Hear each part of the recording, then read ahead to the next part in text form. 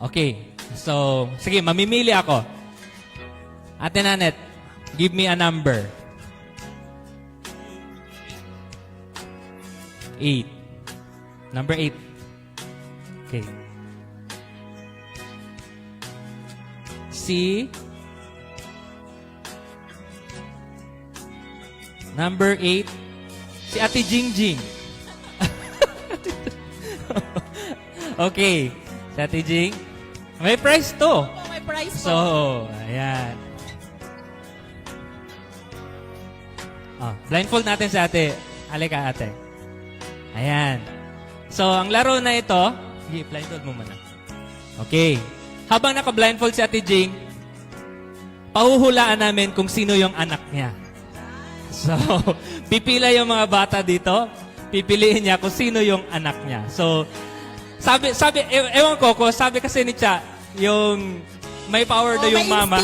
May instinct kasi daw yung mama. Kung sino Malakas yung ano niya, pakiramdam kung sino yung anak niya. Ano po? Online. So, si Ate Jing, iikot siya ng 5. Tapos, hahawakan niya, isang kamay, yung mukha ng kanyang anak. Huhulaan niya kung sino sa kanila. Dapat tahimik lang yung mga kids. Mukha lang, te, ha? Mukha lang po. Hawakan ang muka. Yung buhok, alam na eh.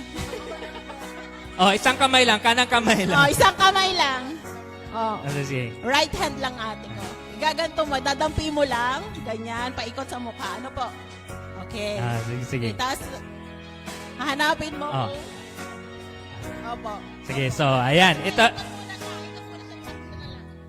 Ay, ko, diba? Tama na yan. Di naman siya maglalakad papunta sa malayo. Ayan. So, ito muna natin. Ayan. Ay, yan yung mukha, ate. Ayan. Ayan. Tapos, ito yung pangalawa. Ayan. Yan yung pangalawa. Pangatlo, ito yung Ulit pa, te? Ulit pa?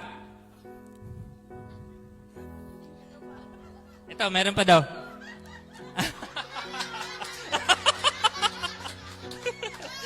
Ulit, una. Ito yung una. Unang muka. Yan yung unang muka. A. Si Kid A. Si A. Okay. Si B. Yan, si B. At si C. Ayan. Okay.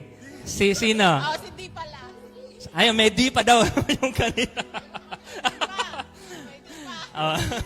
Ayan, si D.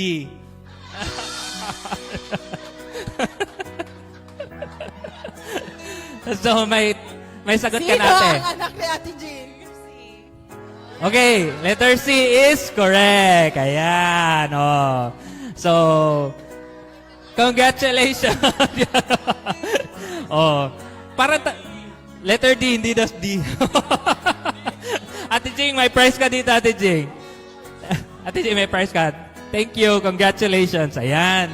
Parang totoo nga yung sinabi ni Cha. Parang may ano po yung palatandaan nyo? Bakit si Vera, ate? Yung face. Okay. Pareho lang naman sila ng may face.